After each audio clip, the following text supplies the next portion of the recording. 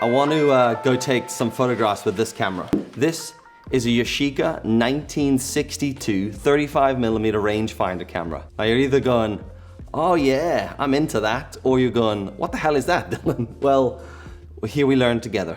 I've never used one of these cameras before in my life. I know a little bit about them, but not enough. I had to do a good amount of reading. I picked this camera up and I looked at the lens and I was like, fuck me, I'd be better off doing a Rubik's Cube from scratch. Long story short, I went into this antique shop. Imagine an antique shop meets a jumble sale, right? That's kind of this place I went into in Belfast. It's like a little world of hidden gems. I was going through, had loads of little bits and pieces, had loads of film and photo things lying about. A lot of it was old and broken. I bought a few things as ornaments for the office. This was one of them. It was £8. Came home, stuck it on my shelf in my studio next to it, and it just sat there with all my other hipster shit for months. Like, I got it 2.5 years ago. So not months, years, Dylan. I just assumed it was broken. And it works because it's a very simple mechanism camera, right? There's no batteries or anything in it. You don't have to update the firmware. You don't have to link it to Wi-Fi or fucking have Bluetooth stuck up your ass or anything. It's just a camera with a simple mechanism that takes photographs. So it's a 35mm camera. That just means it takes 35mm film. We got some Kodak 200 color film there. A rangefinder camera is a camera that has a focusing mechanism that as the photographer you have to use to sort of measure the distance between you and your subject in order to work out what's in focus. Why you have to do that, we need to look at the camera in a little bit of detail. So we got 3 little boxes right along the front. This here is like the little viewing window thing. It's just a bit of glass, effectively. This here is the rangefinder focusing guide thing, Mohijit. And then this over here is a thing called a selenium light meter. One of the, if not, I think the only light meter that you can get that doesn't require any external power. It just works with magic. I have no fucking clue how it works. It just works, right? I just know that it doesn't need any power, which is cool. So it's still, I'm imagining I think from what I've read, they date and they age over time, but this one still works on this camera. So it's a fixed lens. When you look through the window, you're looking straight out of here. Right? So you're not looking through the lens. You can actually see the edge of the lens in the thing there, right? There's no autofocus or anything like that. So you have to manually focus it, but you can't focus it because you're looking through this bit of glass. So just really quickly, this is an SLR. This is my Ricoh A100. Interchangeable lens. You take that off, you've got a little, in an SLR, single lens reflex, right? Got a lens, your image, your light travels through the lens, into the camera, hits the mirror system that bounces up and across, and you look at it through the viewfinder, right? So what you're looking at in the viewfinder is effectively what the lens is seeing, which is exactly what the lens is exposing onto the film. When you advance the film forward and hit fire, the mirror system folds out of the way and allows the light or image to travel onto the film. And that's where the photograph comes from. The rangefinder camera, it doesn't have any of that. When you pop it open, there's nothing there. There's no, obviously there's the internals of the camera. I mean, there's no mirror system. So technically, it's a 1962 mirrorless camera. That's the clickbait in the title there, I think. So yeah, it is. There's no curtains or gates or anything in the back. It's just the film goes in, you close it up, advance the film, fire the trigger, and what happens is it's got a little aperture leaf thing inside, ring, gate, curtain, shutter. Aperture leaf shutter inside of it goes. Do you know if you were going to start your own photography business and you needed to make your logo and you went Joe Blogs Photography, you know you would draw a little circle and then you draw that little leaf thing for aperture. We've all done it. There's no judgment. There's a little measurement tool in the front here that you can use to work out your f-stop based on your distance. But really, when you look through here and you move the focusing ring, right, you can see the lens moves up and down. As it does this, it has this thing called parallax correction, right? Which effectively is like, imagine 2 things, right, moving at different rates. Right? You've got to move the lens focus bit and you have to move what you're seeing through the bit, the eyepiece, and you have to align them. So when you're looking through it, you look through the window, right? But you've got the viewfinder correction guide over here, all right? And it basically creates this little orange shadow, like a glow thing when you look through it. And as you move the wheel there, you'll start to see it line up.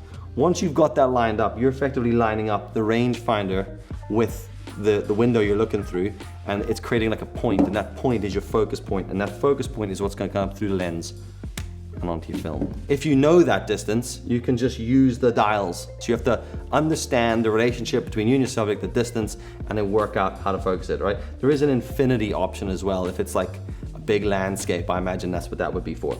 Next thing is you've got a light meter at the top of the camera. What that does is it tells you how to set up your shutter speed and your aperture. So the film speed is fixed, right? If you've never shot film, ISO on a digital camera is like film speed. And that is basically the sensitivity of different film to light. We have a 200 here, a Kodak 200. When that goes in, there's a little dial on the back of the camera here that you move about, and basically you set your film speed to 200. Then you point your camera at the bit you want to photograph, and you look for the most neutral gray tones. Point that at it, and then you'll start to see the dial on the camera here move up and down, and it'll point at a number. Whatever that number is, it points as the top. There's a corresponding number on the front of the lens. You turn that dial, and that dial will go from anywhere from, where are we here? Goes anywhere from 2 right the way up to 19, is that right? Yeah, all the way up to 19, right? Once you set that, it sort of fixes what you can do, shutter speed and aperture. So if you stick it on to 7, which is what I find most of the things seem to expose at, then it allows me to move this one wheel. And as I move this one wheel, right, you start to see the aperture moving. It allows me to go from an aperture of 2.8 to 22, but it only lets me do a maximum shutter of 15th of a second. You have to work it out basically. If you push up the number, it allows you to go higher, and it's all to do with what the light meter is reading. It's kind of cool. So you've got to basically use the light meter to work out what the reading is. Then you've got to set up your aperture, pick your aperture or your shutter, and it will move the other one in correlation with it. You can't move them independently, which is interesting. On the side of the camera here, right next to the film advancement lever, you've got a like a shutter count effectively, right? For the roll of film, but you have to manually change it. So you've got to dial it, like physically move it all the way back to 0, to starting point, right? And then as you crank it, it'll count you down. So I got a 36 exposure film. Another couple of features on it, it does have a cold shoe at the top for a flash, which is cool because I have this old sun pack flash, right? That goes with that old Ricoh camera. Effectively, you wind that round, you pull this little thing off here, and it clips onto the front of this. Power the flash on. Listen to it. It's like, woo! But then you gotta have to work out your meter reading again and compensate for the light. When the little light goes green, you know it's ready to rock. The other feature it has on it is on the top of the shutter button is a little hole. And basically what that allows you to do is run a trigger. This is an old school camera trigger, right? Screw this in to the top, right? And then it allows you to put it on a tripod and then go. But say you're doing a long exposure shot, right, on the camera without the timer and you want to hold it, you put that on the top and then you just stand next to it. Same as a trigger you have now on your other cameras, right? I've never shot any film on this, so what I'm gonna do is we're gonna take this 36 exposure film and we'll go out to one of the little harbor towns or something, we'll shoot a bunch of photographs on this, we'll try to work this out.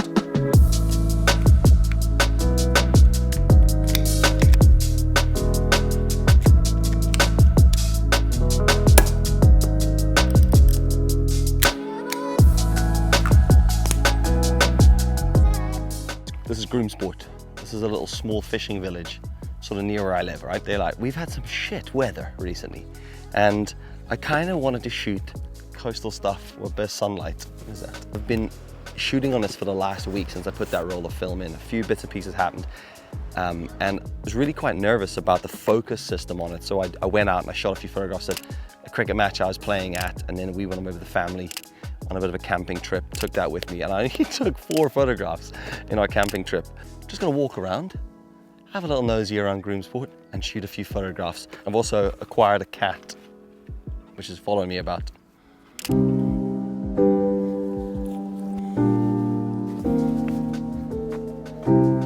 The light metering thing is quite new. It's not something I've ever done before. Focus system on the rangefinder is quite tricky to work with. I'm not sure if it's because this camera that I'm using is really old, so the focus system is maybe a little worn, because there's sometimes where you just can't see that ghost image line up at all with anything you're trying to focus. What I like about it is you generally tend to be a bit more considered with photos. I'm not sure if that makes them better or worse. On a digital camera, I would just take the camera out, set that up and snap that shot. But with this, the picture, look through the viewfinder, still not really happy with it. Don't shoot the photo. Carry on walking. Is that good or is that bad? I don't know if that's good or bad. It's good in a way that we're not carrying on adding shit to the world that we don't need to be photographing, but it's bad in the fact that you maybe miss stuff that might be really nice in post. Tide's up nice and high over there. You can dive in there and swim. Only done it once. Loads of old boys out here just rowing with their rowing boats. I mean, I assumed it. I thought maybe it was a communal boat that they all shared on the way back, you know? One guy went around and looped it. Turns out one fella paddles out in a boat with another boat and ties that boat to a buoy and then paddles back. The shot that I'm looking at is framing this up. And the hard bit about places like this, the boats are so obvious and it's so easy to just come down and take photos of boats the whole time. What I quite like about this is that you've got these layers here. So you've got like this set of rocks here, then you've got the next layer of boats, and then you've got the little bit of rockery in the background, and then you've got the house. 17 on the light meter reading. You turn this dial at the front here to 17. You can use any shutter from 125 to 1000. I like to get as much of this in focus as I can, but I also don't really want to go to 22, because sometimes the detail on 22 can be a bit pish. At 16 with a shutter of 500. Done.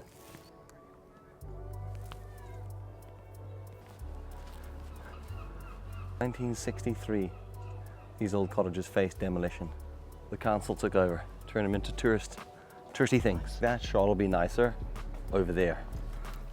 It'll be class. Can you get down on? Slip-on Vans are the worst shoes for this. So there's a decent little reflection. Oddly not as nice. I don't really like it. Don't really like it. That's kind of what I mean about being a little bit more thoughtful in the shots that you're taking. I wouldn't have even taken that photograph on a digital camera. And I've seen it before and it's looked nice before in the past.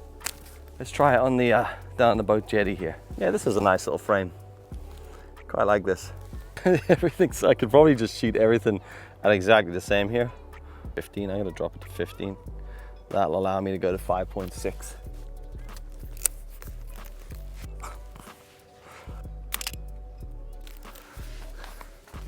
Actually quite a nice frame you're looking at now.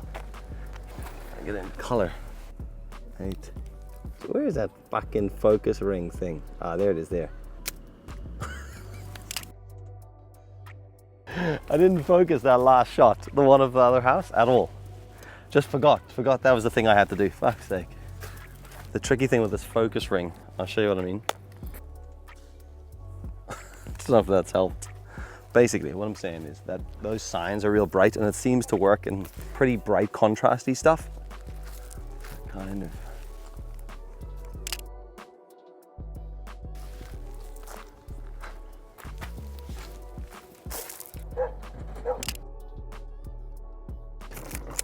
Gotta try and get this bit right.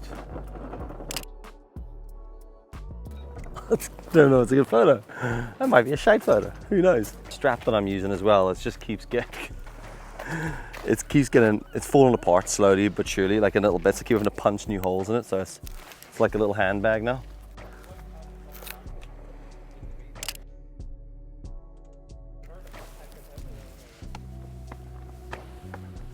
A few years back I started doing daily vlogs, and I have like 30 days of a challenge. I think the first video started on top of this pier. Nice spot for a little sunset. There's a man over here like doing some watercolor painting.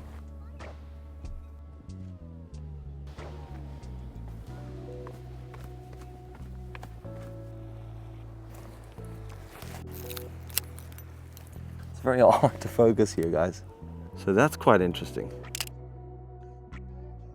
Kind of weird, like they're really hard to get focused. The way the rangefinder window was sitting, I couldn't actually get the focus on the pole. So I had to turn it horizontally to get the focus point and then reframe it vertically to hit the shot. Forget I said anything about jumping into the water.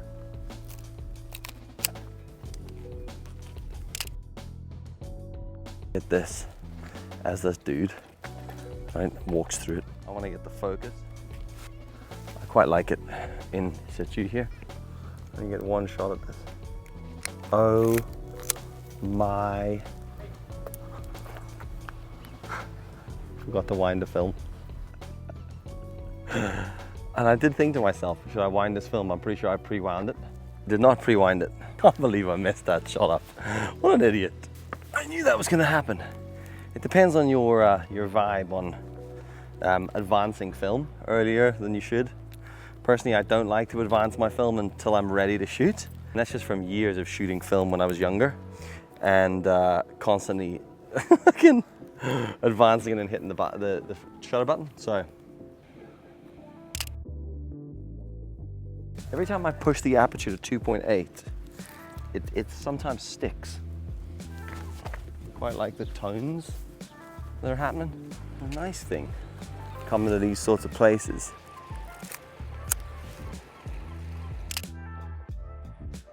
You know when you go to like an area that you know like really well because you're in it all the time, you start to just sort of become numb to everything.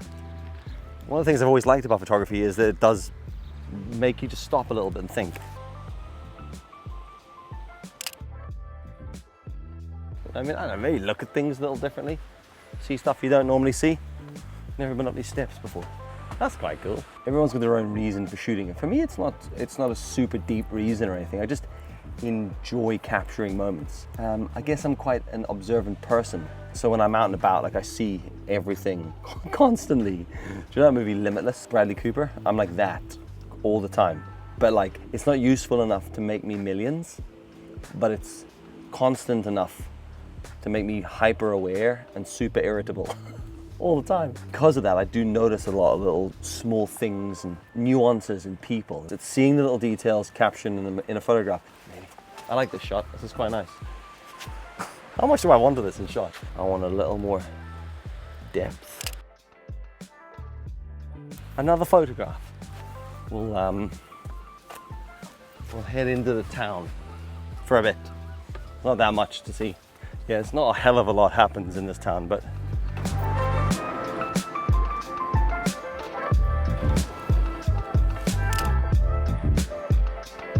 the red doors, quite nice. Oh, gonna head there, gonna head.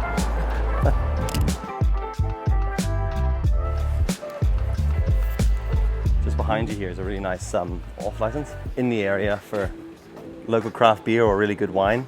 This is a spot. This is South African wine, Stellenbosch. I do like a Shiraz. If I come here and don't get wine, Pamela will just give me an earful. Take it easy. Not taking a box. Seemed like a good idea. Like a box? No, I'll stick it all in my bag. It's perfect.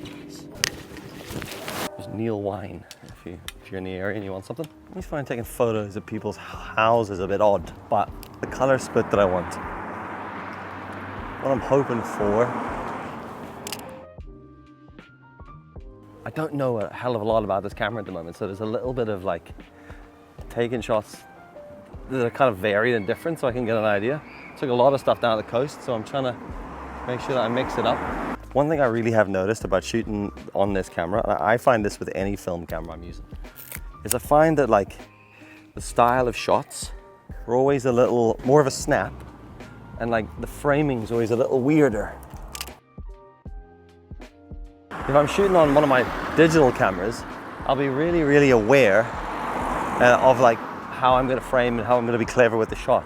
And I feel like that's the compensate for being able to take 65 million of them. And if you watch other film camera videos on YouTube, you'll see people take like, a lot of it's just like, not, I don't wanna say shoot from the hip, I don't wanna say lazy either, but I feel like you see something and you capture it.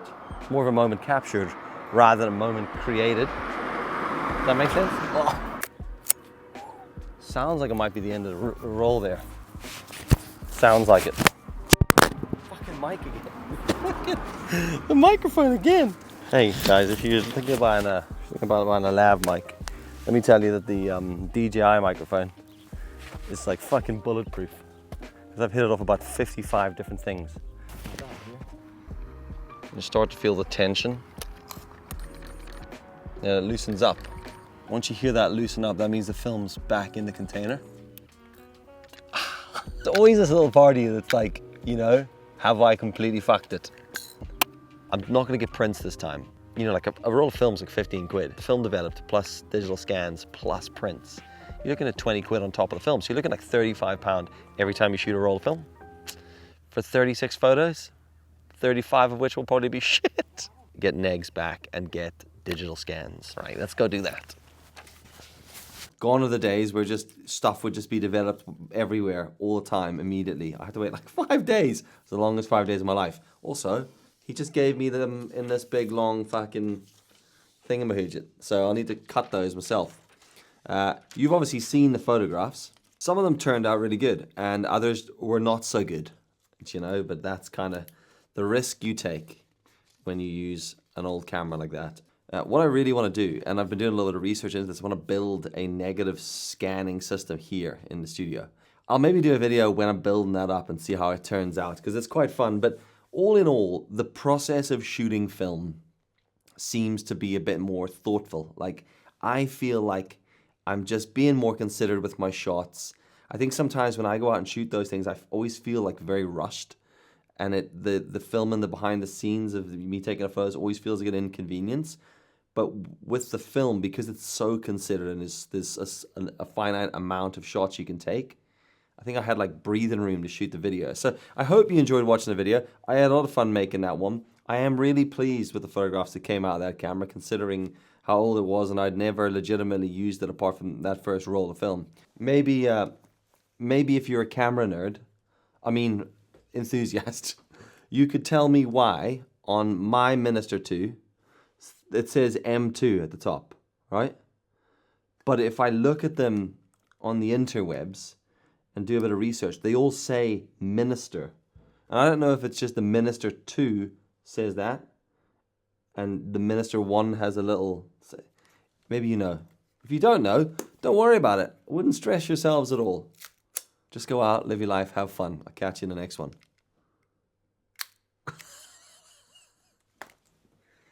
Click.